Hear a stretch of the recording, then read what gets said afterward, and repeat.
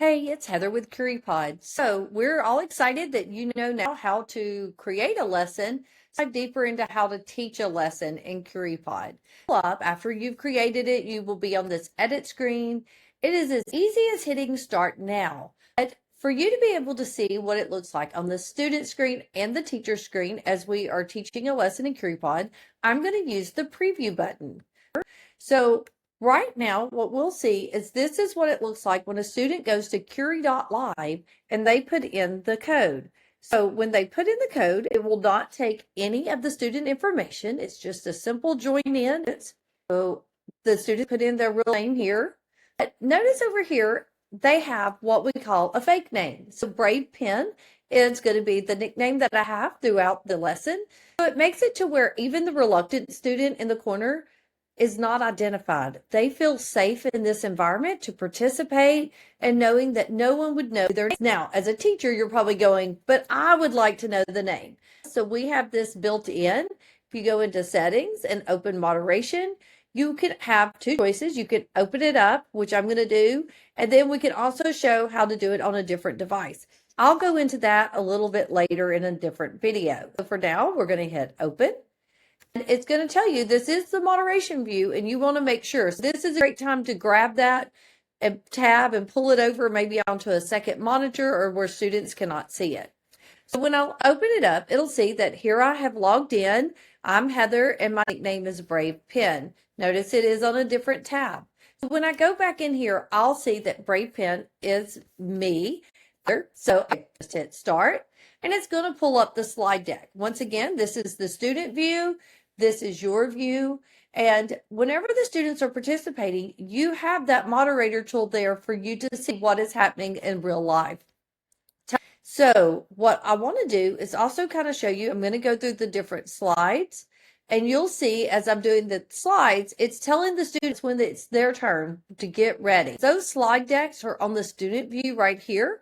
Students can go back and look at more of the information that maybe the teacher had just recently covered. However, the students can never go past the teacher screen. It will not allow that. Another great feature that we have in Curipod is here at the top. If a student's computer dies, teaching in the classroom for over 14 years, I've seen that quite often.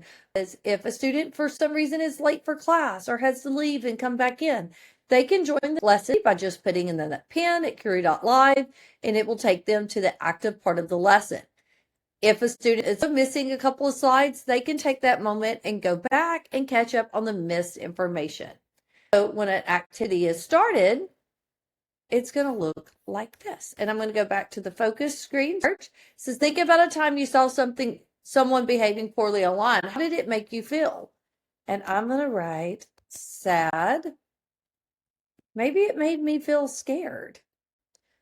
Submit. And that forms what we call a word cloud. So think about if you have 20 students in the classroom and they all answered that question, you can now turn around and display all of their answers to review in just a matter of moments. Now, what's great about that, once again, is you have that moderator tool that allows you to dismiss any inappropriate things before they're shown in the classroom. We also want to look, I'm going to kind of quickly go through these slides. Here's a drawing one. It says, draw your idea of a good digital citizenship. We hit start activity on this, and it says here, we will vote on your favorite drawing. I hit start activity. Check this out. The students are going to be able to they have all kinds of tools. I am just going to do, it's a quick stick figure. You're watching this in live time. So this is a lot of great fun. And they're going to have their computer and they're sharing nice pictures. So now what I'm going to do is I'm going to show you, I'm going to end this activity. When the teacher ends it, before the student does, it just takes the student to where now they have a chance to vote. Remember, if we have 20 students in a classroom, when I'm voting, I am going to get the opportunity to see 2 pictures at a time. The students in a matter of minutes can pick their favorite drawing and go through all 20 students. Of course, there was just one in there. And then we can see. Also, at this time, I want to point out, if you are doing voting and you have those students in your classroom who maybe don't want to be called out, instead of saying who did this one, maybe use words like, hey, this student did an awesome job modeling what good digital citizenship. You do not have to call a name. That's one of the things that makes Curipod so great is no student feels embarrassed or picked out because they can participate in a safe way, knowing that their teacher is going to respect that. Okay. Other great things that we have here is you can do an open question, which also allows for voting. And we also have AI feedback. So I'll show you real quick. One responsibility of a digital citizenship and why it's important. So the student can come in. I am responsible for keeping myself and others safe online. Never share personal information. I'm going to submit that and I'm going to real quick show you, I'm going to end the activity. And this is what it looks like with AI feedback. So we're going to give the feedback in live time. It says you did well by identifying the responsibility of keeping yourself and others safe online. It's important to never share personal information. To improve, explain why keeping personal information private is important. So this is what we call a glow and a grow. Here you did great. Here is a way to improve. So that's one of the features also built into the AI feedback.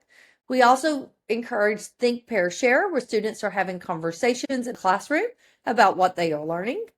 And we enjoy doing brain breaks as well because studies have shown that if a student is distracted in a positive way from their learning environment and they're able to go back and recall the information and pull it back in, they are more likely to retain it.